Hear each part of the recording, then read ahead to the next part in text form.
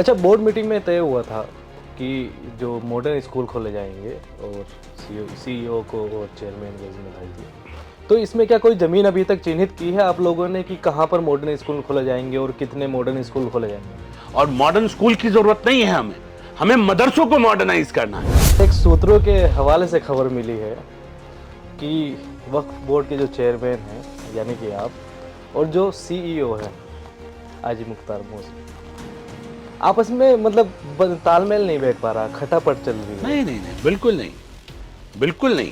उन्हें लेके कौन आया? मैं लेके आया। आपका कहना है कि जो बेरोजगार संघ वाले जिन्होंने यूके ट्रिपल एससी पर खुलासा किया था, उन्होंने उसकी आवाज उठाई थी कि इसमें घोटाला हुआ है, वो कांग्रेसी हैं। नहीं नहीं, मैं ये कह रहा हूं इनमें अब जो टूल बना रहे हैं इन लोगों को, इनमें वो लोग सामने आए हैं कि पीछे से कौन लोग किससे मिलके क्या क्या सेटिंग गेटिंग हो रही है। कई लोगों के नाम सामने आए हैं। दूसरी बात, आपने कहा पत्थरबाज, अभी 22-23 दिन हो गए लेकिन अभी तक एक भी गिरफ्तारी नहीं हुई है पत्थरबाजों की। क्या पुलिस अपना काम करना भूल गई है? आपने जो बात कही है उसके दो डेफिनेटली भाई को मिलेगी, मैं यही बोल रहा हूं। लेकिन अगर किसी सुनिए ना सर, लेकिन बात दो तरह आती है ना, मैं उसे क्लियर कर रहा हूं। नहीं मैं भी थोड़ा बता रहा हूं। बात तो इसमें ये आती है ना कि सरकार में आपके नेता हैं, अफसरों की जो है साठ गांठ से पूरा सारा काम हुआ है, तो इसमें आप सरकार की गलती नहीं है। मैंने यही बोला कुछ अच्छा होगा।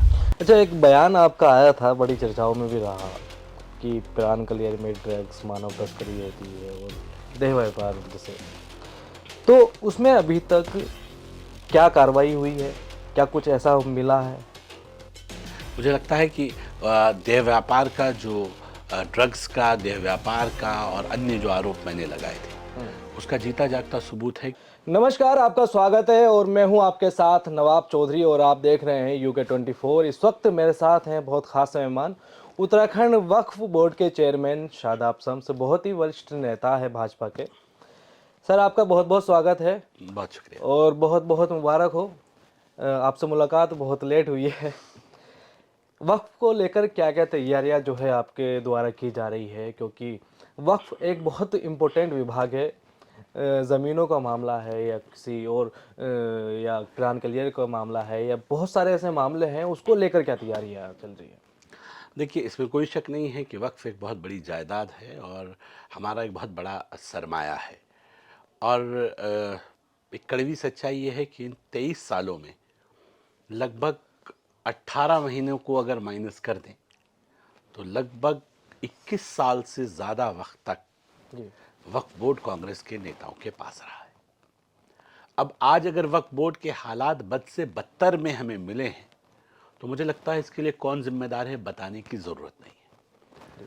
हमने बिल्कुल ईमानदारी से ये कहा कि हम वक्फ की प्रॉपर्टी को, ये वक्फ की प्रॉपर्टी ऊपर वाले की प्रॉपर्टी होती है। वक्फ बोर्ड केयर टेकर है, सरकार केयर टेकर है इस प्रॉपर्टी की, और मैं एक ईमानदार चौकीदार हूं मुस्लिम समाज की तरफ से भी और सरकार की तरफ से भी। इसलिए मैंने कहा कि मेरी ज़मीनों को, वक्फ की ज़मीनों को, जो यतीम बच्चों का मेरे हक है, जो मिस्कीनों का हक है, जो बेवाओं, मेरी माओं का, मेरी बहनों का हक है, उसे मैं ऐसे खुर्द बुर्द होने नहीं दूंगा, किसी कीमत पे नहीं छोड़ूंगा। घसीट के लाऊंगा उन वक्फ माफियाओं को जिन्होंने मेरी जमीनों पे कब्जे किए हुए। उन पे बुलडोजर चलाना पड़ेगा तो बुलडोजर चलाएंगे, छोड़ेंगे नहीं। क्योंकि हमारा यकीन है, हम मुसलमान हैं, हम एक बार जीते हैं, हम एक बार मरते हैं।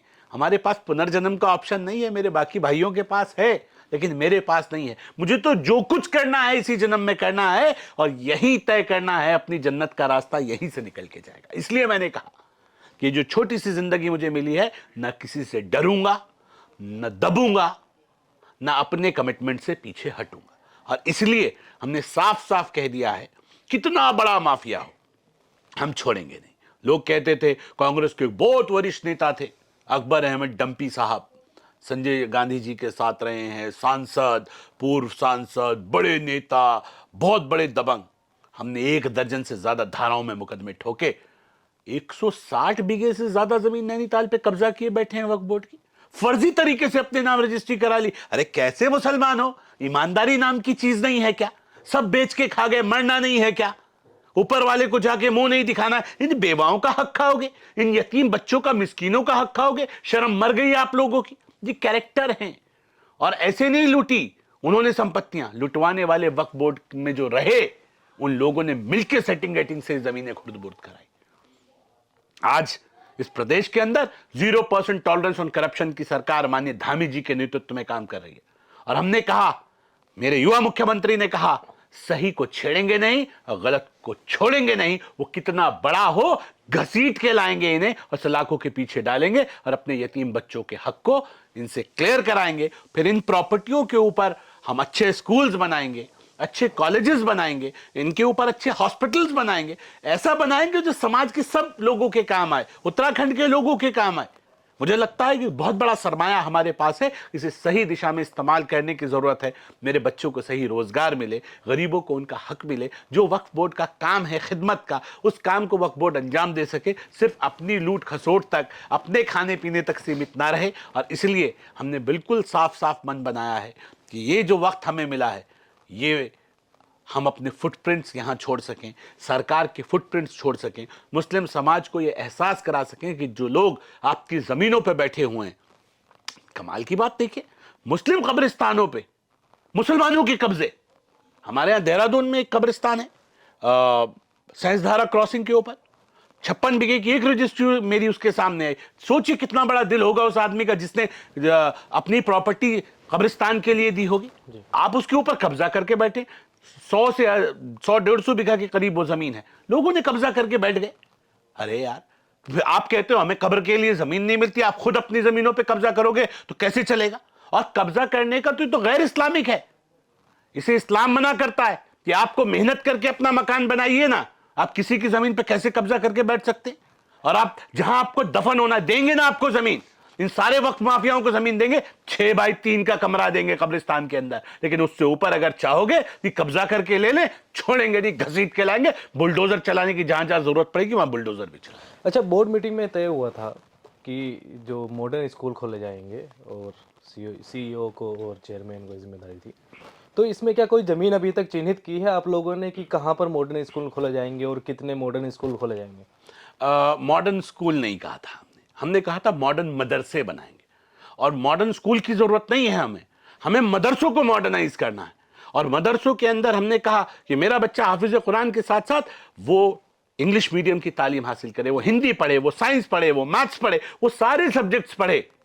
और वो इंग्लिश मीडियम स्कूल का syllabus, CBSE pattern, Uttarakhand board, इससे पढ़ के, सीबीएसई पैटर्न से पढ़ के वो डॉक्टर, इंजीनियर, फिलोसोफर बन के एपीजे अब्दुल कलाम साहब के रास्ते पे देश को मजबूती कैसे प्रदान की जा सकती है वो इसकी चिंता करे, वो देश की तरक्की में अपना सहयोग दे। इन मदरसों से देश का भविष्य निकले, पॉजिटिविटी आए, नेगेटिविटी नहीं। बहुत क्वेश्चन मार्क लग चुके। और मुझे खुशी हो रही है आपको बताते हुए कि मुस्लिम समाज में पहली बार मैंने शिक्षा के प्रति ये जागरूकता देखी। 50 से अधिक मुस्लिम उलेमाओं के मेरे पास फोन आए, बड़े जिम्मेदार लोगों के फोन आए, उन्होंने कहा इस फैसले में हम आपके साथ हैं, हम बदलना चाहते हैं समाज। मैं ये कह रहा हूं कि ये दशक, आने वाला दशक, ये बदलाव का दशक है, वक्त की जरूरत भी है। यस, वक्त की जरूरत है। मुस्लिम समाज खुद चाहता है कि किसी ने किया नहीं उसके लिए, उसके लिए किसी ने सोचा नहीं। आज एक ईमानदार सरकार आई है, हमें मौका मिला है, हम अपने हिस्से का फर्ज अदा कर रहे हैं। मुझे उम्मीद है कि अगर हमारे ये मॉडर्न मदरसे खड़े हो गए तो ये देश के लिए एक बहुत बड़ा एसेट होंगे। नफरतों का बाजार खत्म होगा, मोहब्बत का बाजार चलेगा। और मैं तो ये कह सकता हूं कि एपीजे अब्दुल कलाम साहब हमारे लिए आइडल हैं। उन्होंने बताया है जिस कौम में हुब्बुल वतनी निफ्सुल ईमान, वतन से मोहब्बत बैक ईमान का बड़ा हिस्सा है, वहां हम वतन से उस तरह की मोहब्बत को अपनी जता नहीं पा रहे, वतन की उस तरह से खिदमत कर नहीं पा रहे। अरे हम ये कह रहे हैं कि ईमानदारी के साथ आएंगे, ईमानदारी के साथ मिलकर आगे बढ़ेंगे। और हम तो कहते हैं छोड़ो कल की बातें, कल की बात पुरानी, नए दौर में लिखेंगे हम मिलकर नई कहानी, हम हिंदुस्तानी। इंशाल्लाह मुझे उम्मीद है जिस तरह से देवभूमि उत्तराखंड में मुस्लिम समाज के लोगों का एक नजरिया बदल रहा है, हमारी सरकारों के प्रति, हमारी सोच के प्रति लोग साथ आ रहे हैं, बहुत बड़ी तादाद में साथ आ रहे हैं। माननीय मुख्यमंत्री जी का चुनाव हो या हरिद्वार का चुनाव हो, जिस तरह से अभी रिजल्ट्स आए हैं उससे लग रहा है सब साथ मिलकर ईमानदारी के साथ आगे बढ़ना चाहते हैं। और वो लोग जो वोट बैंक पॉलिटिक्स करके हमें लड़ाने भिड़ाने का काम करते थे, अब उनकी दुकानें लगभग बंद होने की कगार पे खड़ी हैं। मुझे लगता है आखिरी सांस 2024 है और मुझे लगता है जनता 2024 में इनका जो सोपड़ा है वो पूरी तरह से समेट देगी और उसके बाद कोई कोर गुंजाइश कहीं रहेगी नहीं। और मैं तो ये मानूंगा कि शायद तब चेक एंड मेट की स्थिति होगी, उसके बाद कोई शायद दम जो थोड़ा बहुत बचा है, झूठ का बाजार जो चल रहा है, वो भी खत्म हो जाएगा। अच्छा, एक सूत्रों के हवाले से खबर मिली है कि वक्फ बोर्ड के जो चेयरमैन हैं यानी कि आप, और जो सीईओ हैं हाजी मुख्तार मोहसिन, आपस में मतलब तालमेल नहीं बैठ पा रहा, खटापट चल रही है। नहीं नहीं नहीं, बिल्कुल नहीं, बिल्कुल नहीं। उन्हें लेके कौन आया? मैं लेके आया। एक आईपीएस ऑफिसर हैं हमारे, और हमारे सिरमौर हैं वो। उससे पहले अहमद इकबाल साहब थे, वो आईएएस थे। और हम लेके इसलिए आए कि धड़ाधड़ मुकदमे हो, और वो मुकदमे हो रहे हैं। हाँ, कुछ दिक्कतें हैं उनके पास कि वो पूरा समय नहीं दे पा रहे हैं। सेंट्रल वक्फ काउंसिल से एक लेटर आया जिसमें उन्होंने ये कहा है कि हमें एक कंप्लीट सीओ चाहिए जो फुल टाइमर हो, जो दिन में हफ्ते में एक दिन दे। उससे काम नहीं चल पाएगा। उसमें आपने कुछ घंटे दिए। उनके पास अपने भी आईजी ट्रैफिक है, उनके पास बड़ी जिम्मेदारियां हैं, अपने काम है। लेकिन हमारे बीच में कोई मनमुटाव नहीं, किसी तरह की कोई बात नहीं। ये हवा हवाई है, विपक्षियों ने उड़ाई होगी। हम तो साथ मिल के काम करना चाहते हैं, मिल के अच्छी तरह से आगे बढ़ना चाहते हैं। और ये हमें मौका मिला है, हम एक दूसरे का हाथ पकड़ के आगे बढ़ेंगे। जिसकी खुशामदें करनी पड़ेगी, जिसकी मन्नतें करनी पड़ेगी, उसकी मिन्नतें करेंगे। और इस वक्फ बोर्ड की गंदगी को साफ करने का काम हम करेंगे। और हमें उम्मीद है कि जो मौका हमें मिला है, हमारी सरकार ने जो मौका हमें दिया है, उस मौके को हम साबित करेंगे और लोगों को रिजल्ट देंगे कि हमें यह आपने खिदमत का मौका दिया था। इस विजन के साथ हम आगे आए थे, और ये हमारे रिजल्ट हैं। मुझे लगता है कि जब आप पॉजिटिव रिजल्ट्स के साथ आगे आते हैं तो जनता भी आपको सराहती है, लोग भी आपको सराहते हैं। मुझे लगता है एक अच्छी ट्यूनिंग, एक अच्छी टीम के साथ हम आगे बढ़ रहे हैं। आने वाला वक्त बेहतर होगा। उत्तराखंड में जो बेरोजगार संघ है और जो बेरोजगार युवा हैं जो तैयारियां कर रहे हैं सरकारी नौकरी की, तो लगातार जो है आवाज़ें उठ रही हैं कि जो भर्ती घोटाले हो रहे हैं उसकी सीबीआई जांच हो, और उत्तराखंड सरकार ने नकल विरोधी कानून भी पास किया है। तो क्या लगता है कि युवाओं की जो मांग है वो कितनी जायज़ है, और नकल विरोधी कानून किस तरह से जो है आगे काम कर सकता है? युवाओं की मांग बिल्कुल जायज़, क्योंकि मैं ये मानता हूं कि युवा एक मानसिक स्थिति सोचिए उसकी, कि जो बच्चा ईमानदारी से मेहनत करता है, एग्ज़ाम देता है, और वो उम्मीद करता है कि मेरे रिजल्ट में मैं सारी मेहनत के बाद मैं नौकरी पा जाऊंगा, और जब उसे नौकरी मिलने का वक्त आता है तो पता चलता है कि पेपर लीक हो गया, उसके दिल पे क्या गुजरती होगी, उसको कितनी तकलीफ होती होगी। मैं बता रहा हूँ, सरकार उठा के कुछ लोगों को जेल डाल दे जिन्होंने पेपर लीक किया है, लेकिन वो बच्चे को तो ऐसा लगता है कि मेरी क्या गलती, पेपर लीक जिसने किया किया, मैंने तो ईमानदारी से काम किया। अब दिक्कत यहां आती है कि हमें उस अपने बच्चे का भी ख्याल है, और हमें हमारे सामने एक परेशानी भी है कि यहां प्रदेश के अंदर और देश के अंदर बड़े बड़े इंस्टीट्यूट, प्राइवेट इंस्टीट्यूट्स खुले। वो क्या करते हैं, वो बच्चों को कहते हैं हम कोचिंग दे रहे हैं, कई कई लाख रुपए वो लोग लेते हैं बच्चों से। गरीब का बच्चा उन इंस्टीट्यूट्स में नहीं जा सकता, और उन इंस्टीट्यूट्स के नाम इसलिए ऊपर हैं कि अखबारों में उनके ऐड आते हैं, करोड़ों रुपए के ऐड होते हैं। उनके यहां जो बच्चे पढ़ते हैं उनकी संख्या लाखों करोड़ों में आ जाती है, और वो बहुत मोटी अर्निंग करते हैं। और कमाल की बात ये होती है कि वहां पढ़ने वाले बच्चे जब नौकरी पाने का नंबर होता है तो 1 2 3 4 5 6 सारे उन्हीं के नंबर लग जाते हैं। कहते हैं हमारे बच्चों ने यहां क्वालिफाई कर दिया, यहां क्वालिफाई कर दिया। उसे देख के सब लोगों की होड़ लगती है कि हम भी अब उन इंस्टीट्यूट्स में अपने बच्चों को एडमिशन करा दें। ये वहां से सेटिंग गेटिंग शुरू होती है कि पेपर को खरीदा जाता है, माफियाओं को तैयार किया जाता है, वो माफिया पेपर की सेटिंग गेटिंग निकालते हैं, पेपर खरीदते हैं। लेकिन इसमें मरता कौन है? इसमें मरता है मेरे गरीब का बच्चा, मेरा युवा जो गरीब है, जो मेहनत कश है, उसके हक पे डाका डल गया। जो नौकरी मिलनी थी वो उन लोगों को मिल गई जिनके सामने पेपर का ओरिजिनल प्रिंट आ गया, उन्होंने वो पढ़ा और 100% दे दिया, जबकि उनकी मेरी पूरी होने दीजिए, उनकी नॉलेज नहीं है उन्हें।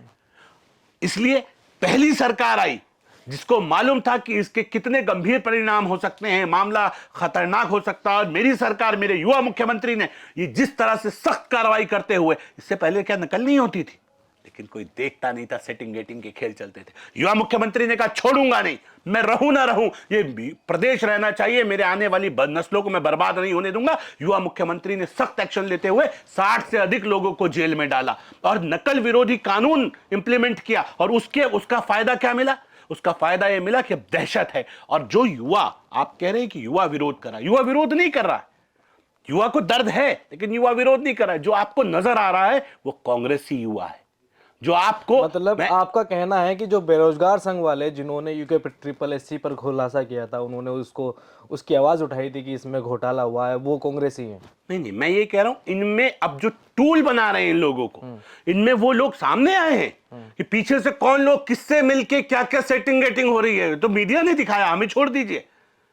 मैं ये कह रहा हूं इनमें ऐसे लोग भी लकड़बग्गे बहुत होंगे जो पेड होंगे, जिन्हें पैसे देके कहा गया होगा कि आप जाइए पथराव कीजिए।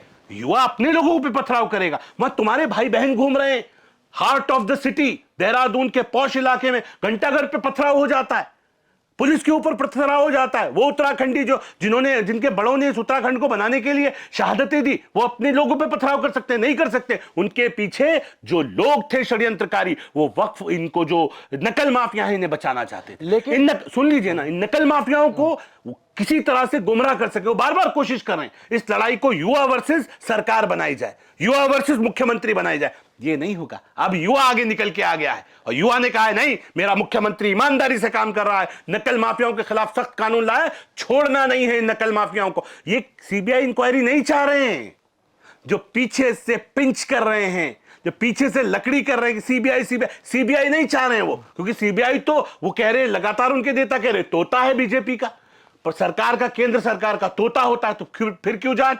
वो ये चाहते हैं आप सीबीआई कराएंगे तो कहेंगे मैजिस्ट्रेट जांच चाहते हैं, मैजिस्ट्रेट जांच कराएंगे तो कोई और जांच चाहते। टाइम टाइम किल करना है। एक प्रोसेस यहां तक पहुंचा है, टॉप तक पहुंच गया है, पकड़ रहा है लोगों को, आप कह रहे नहीं दोबारा नीचे से शुरू करो। क्यों करें भाई? पहले इसे पूरा होने दो, बच जाएंगे जो लकड़बग्गे, उनके लिए सीबीआई भी कराएंगे, छोड़ेंगे नहीं। नियत साफ है, घसीट के लाएंगे। और हम ये कहते हैं हमारे घरों में अच्छाई और बुराई दोनों, राम और रावण मेरे घर में पैदा होते हैं। मुझे राम के साथ रहना है कि रावण के साथ, ही मुझे तय करना है। मैं राम के साथ हूं। ये रावण प्रवृत्ति के लोगों को मेरी औलाद भी होगी।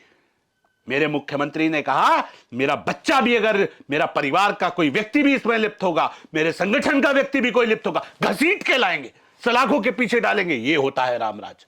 गलत कोई भी हो उसे छोड़ेंगे नहीं, मेरा हो या तेरा हो, गलत गलत होता है। इसे साबित मेरे मुख्यमंत्री ने किया है। और इसलिए मैं कह सकता हूं युवा मुख्यमंत्री ने बहुत ईमानदारी के साथ इस नकल विरोधी कानून अध्यादेश को जो लाए हैं, उसके लिए दिल की गहराइयों से उन्हें सलाम करता हूं, सल्यूट करता हूं। और ये कहता हूं कि आप पीछे मत हटिएगा। पूरा उत्तराखंड और उत्तराखंड का युवा इन नकल माफियाओं के दलालों को छोड़ दो, तो पूरा उत्तराखंड का युवा आपके साथ खड़ा है। जिस जरूरत पड़े जिस जांच की, इस जांच में पीछे मत हटिएगा। और इस एक बार इन राक्षसों से जो मेरे बच्चों के हकों पे डाका डालने वाले हैं, इनसे मुक्त कर दीजिएगा इस देवभूमि उत्तराखंड को। मैं ये जरूर कहूंगा कि मेरे युवा मुख्यमंत्री ने एक ईमानदार कोशिश की है। ये दमदार एक युवा ही कर सकता है। वो हमारे ही बीच के, इन्हीं युवाओं के बीच से निकल के आए हैं ना। तो मैं ये कह रहा हूं दोनों दर्द समझते हैं, कुछ दिक्कतें होंगी, कुछ परेशानियां हैं, इन परेशानियों से निपट लें।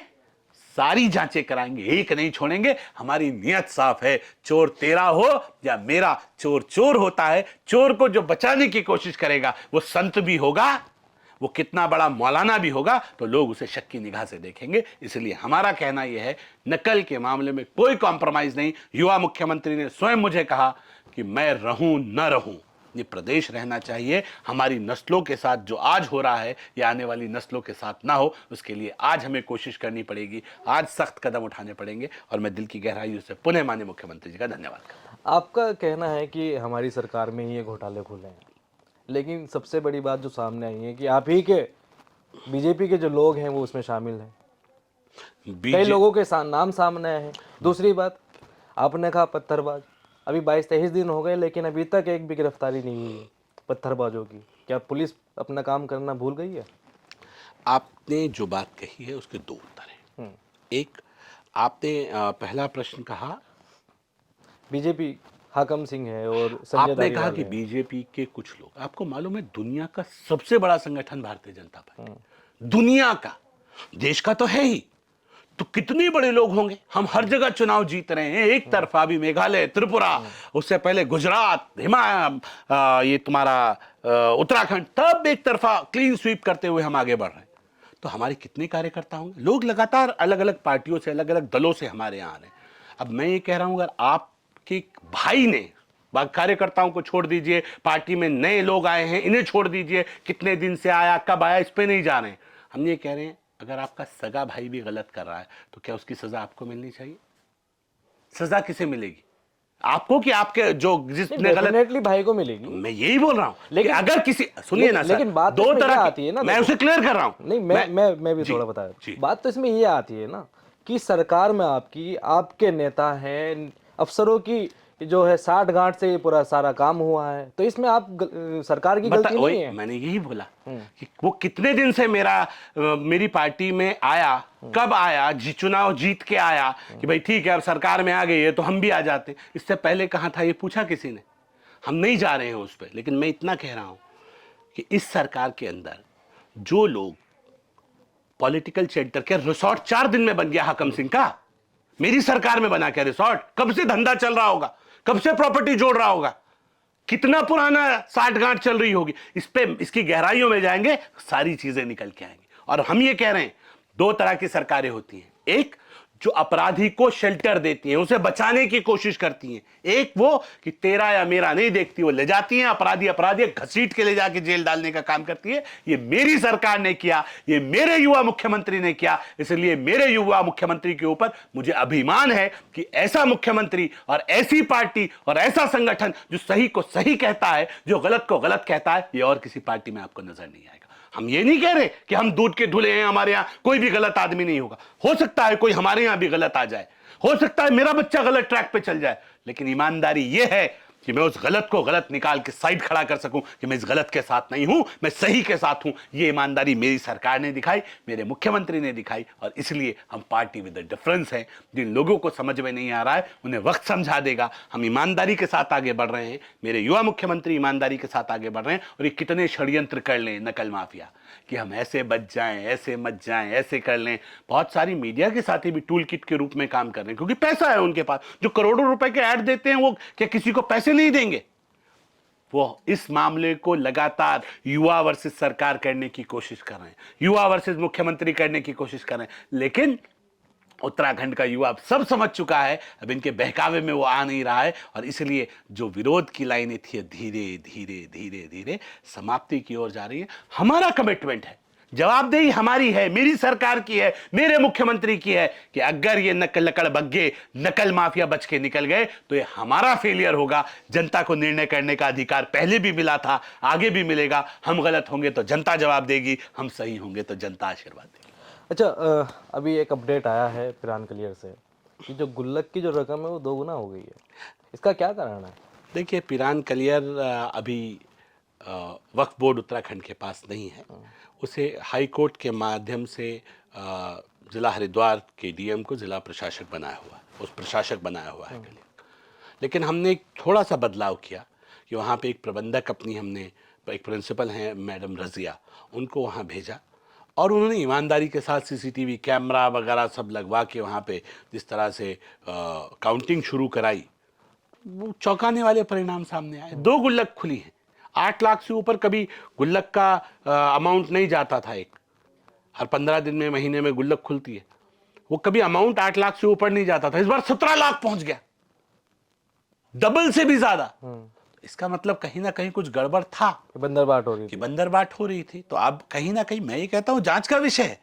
दूसरी गुल्लक खुली, उसमें भी इसी तरह का रेशो सामने आए। तो कहीं ना कहीं अगर आप ईमानदार हैं तो आप सिर्फ जबान से कहने से शादाब शम्स यहाँ कहते रहे मैं ईमानदार हूं, मैं ईमानदार हूं, हम ईमानदारी से काम करेंगे, उसके रिजल्ट्स दिखने चाहिए। अगर आप ईमानदार हैं तो ग्राउंड जीरो पे रिजल्ट दिखे कि आप ईमानदार हैं, तो लोग मानेंगे कि आप ईमानदार हैं। आप सिर्फ जबान चलाते रहें कि आप ईमानदार हैं, तो फिर जबान से नहीं ईमानदार होता है आदमी, आदमी काम से ईमानदार होता है। हम कोशिश कर रहे हैं कि एक ईमानदार सिस्टम चले, उसमें सबका सहयोग मिले, और हम सब लोग मिलकर इस वक्फ बोर्ड को मजबूत करें। जो गरीबों के लिए करने का काम है वक्फ बोर्ड का, वक्फ बोर्ड उसे करे। आज तो हम अपनी उलझनों में उलझे हैं। हम वक्फ बोर्ड, अगर आज मुझसे आप पूछें वक्फ बोर्ड ऐसे कौन से काम कर रहा है जिससे आम गरीब को, आम यतीम को, आम मजलूम को फायदा हो रहा हो, तो शायद मेरे पास बताने के लिए कुछ नहीं होगा। इसलिए मैं ये कह रहा हूं कि हमें उस पूरे सिस्टम को खड़ा करना है। हमारे पास second inning house, old age home हमारे अपने होने चाहिए। उस ओल्ड एज होम हम कैसे बनाएंगे, कब बनाएंगे, क्या उसका प्रोसेस होगा, उस दिशा में हम सोच रहे हैं। किसी ने अपने माँ बाप को अपने घर से बाहर निकाल दिया, वो कहाँ रहेगा, कहाँ खाएगा, कहाँ पिएगा, उसके लिए कोई रुकने की, रहने की व्यवस्था नहीं है। तो वृद्धाश्रम के वक्फ बोर्ड अपने नहीं खोल सकता, हम खोल सकते हैं।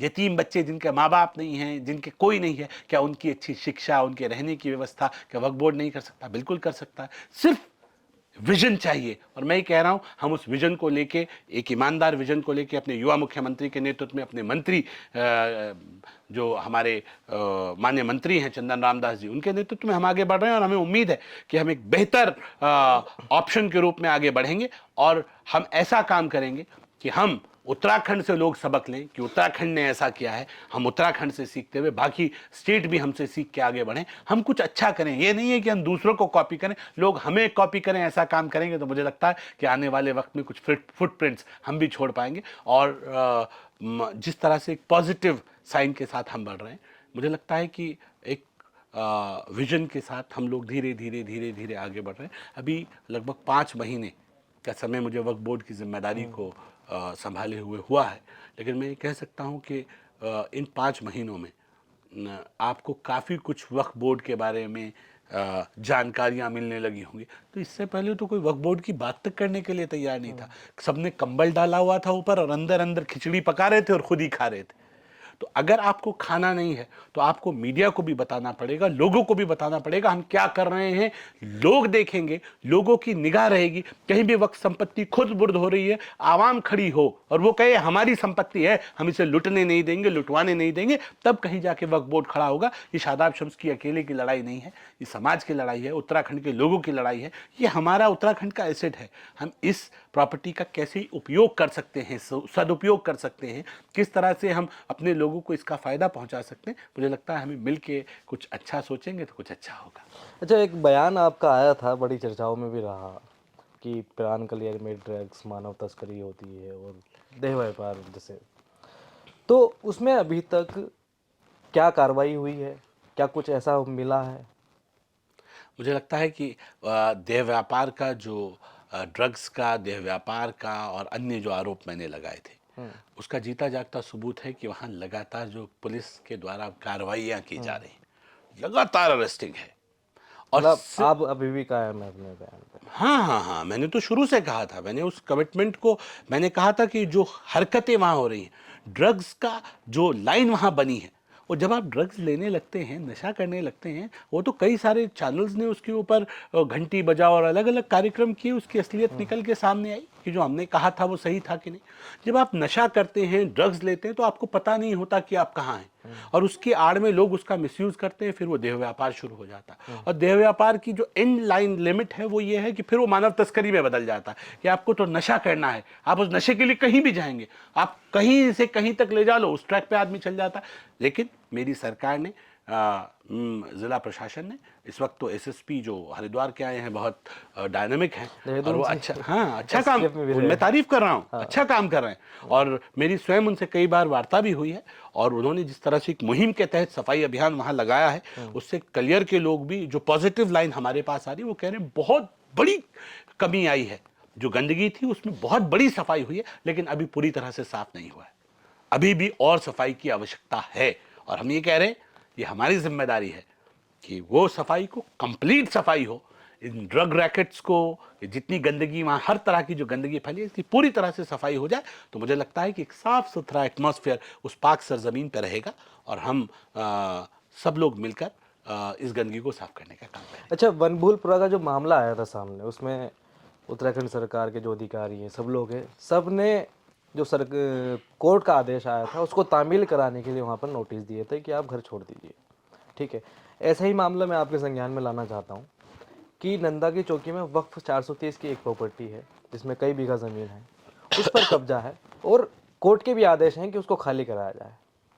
तो उसे किस तरह से आप जो है खाली कराएंगे? जो वहाँ पर लोग रह रहे हैं उन्हें किस तरह से हटाएंगे? ऐसा है ना, ये काम प्रशासन का है।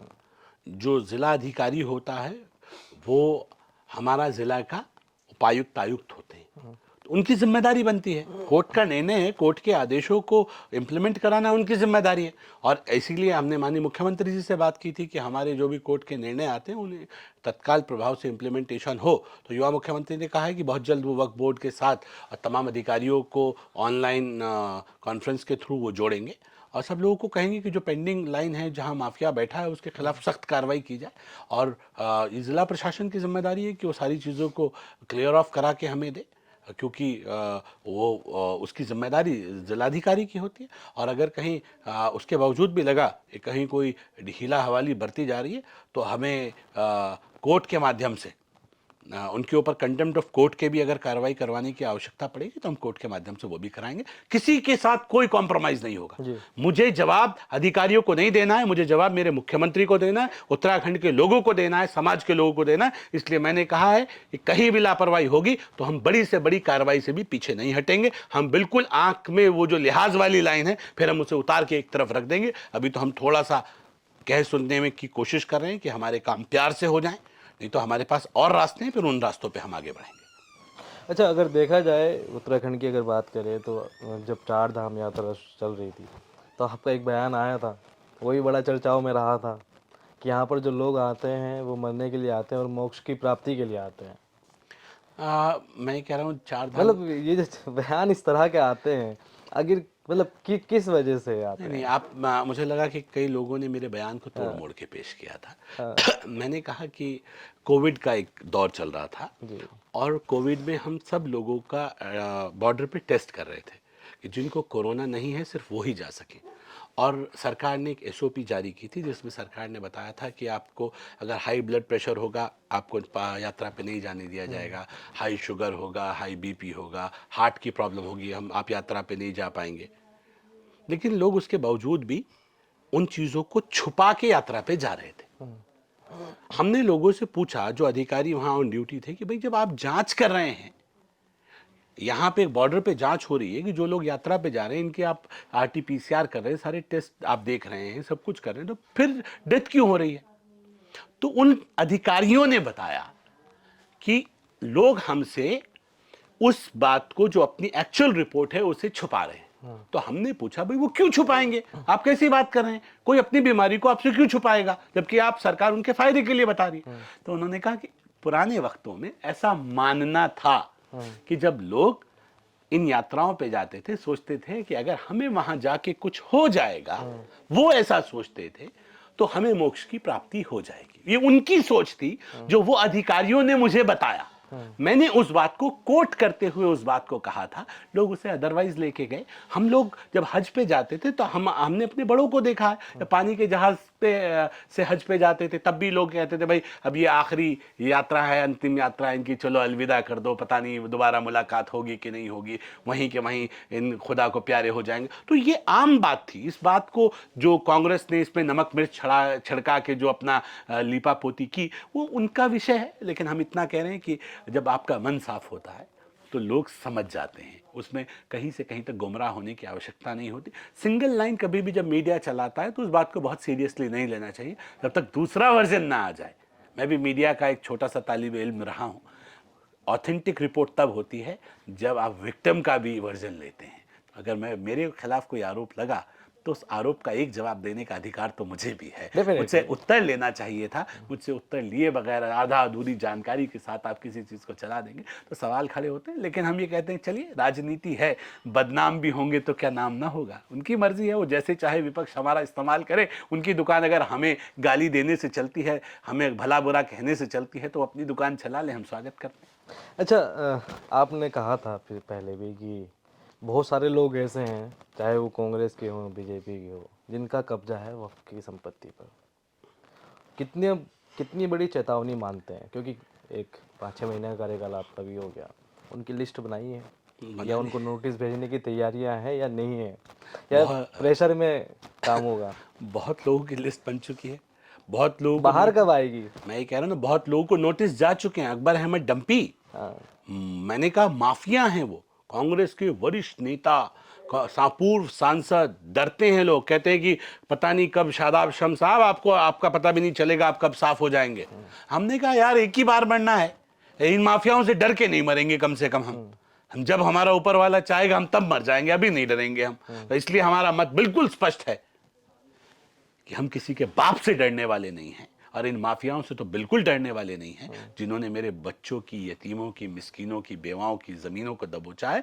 घसीट के लाएंगे, इन्हें सलाखों के पीछे धकेलेंगे और अपनी ज़मीनों को इनसे आज़ाद कराएंगे और उन ज़मीनों पे अपने इन बच्चों के लिए कुछ उनका भविष्य बनाने की चीज़ें बनाएंगे, जहां मेरे बच्चे अपना भविष्य बना सकेंगे। हम उस दिशा में आगे बढ़ रहे हैं। मैं कांग्रेस दल की बात नहीं कर रहा हूँ, वैसे तो बहुत सारे नेता हैं जिनके नाम आए हैं, जिनकी लिस्ट बन रही है, लेकिन हमारा कांग्रेस के ही हैं, बीजेपी के भी हैं। मैं कह रहा हूं ना, बीजेपी तो मैंने बताया आपको कि 23 सालों में 21 साल उनके पास से ज्यादा उनके पास रहा कब्जे है। की बात चल रही है। मैंने इसीलिए बोल रहा हूं, अगर कहीं हमारे से जुड़ा हुआ हमारा रिश्तेदार भी होगा तो हम ये कह रहे हैं उसे भी सलाखों के पीछे डालेंगे, उसे भी नहीं छोड़ेंगे। ये ईमानदारी होनी चाहिए आपकी कि अगर शादाब शम्स का आप लिस्ट तैयार कीजिए। मैं मीडिया को कह रहा हूं कि शादाब शम्स साहब, आपका रिश्तेदार, आपका फला दोस्त, उसका कब्जा है, अगर शादाब शम्स जरा सा हिचकें उसे नोटिस देने में और उसे घसीट के जेल के पीछे डालने में, तो तब आप सवाल उठाइएगा कि शादाब साहब आप कहते कुछ हैं करते कुछ हैं, ये आप फर्क क्यों करते हैं, ये सौतेला व्यवहार आपने कहां से सीखा है, तब मुझसे प्रश्न कीजिएगा। अभी तो हमारी नीयत बिल्कुल साफ है,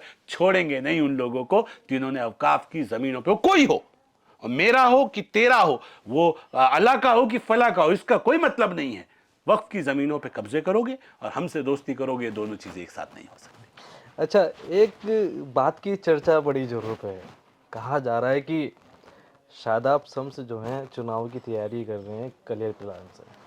अब ये ऐसा कुछ है या कहीं से मतलब तैयारियां चल रही है? मैं ये क्योंकि वो एक ऐसा किला है जो भाजपा नहीं भेद पा रही है। मैं ये कह रहा हूँ कि कोई कहता है कलियर से तैयारी कर रहे हैं, कोई कहता है मंगलौर से तैयारी कर रहे हैं, क्योंकि लोगों को लगता है मुस्लिम सीटें यही बची हैं, कोई कहता है लक्सर भी तैयारी चल रही है शादाब साहब की। तो भाई आप, मुझे लगता है कि मेरी तैयारी कहाँ कहाँ से चल रही है ये मुझे भी अच्छा, नहीं आप ही पता। बता दो। मेरा तो मत ये है, मैं एक पार्टी का अनुशासित कार्यकर्ता हूँ। पार्टी ने मुझे प्रवक्ता के रूप में इस्तेमाल किया, 2 बार प्रवक्ता बनाया, मैं पार्टी की जिम्मेदारी निभाता रहा।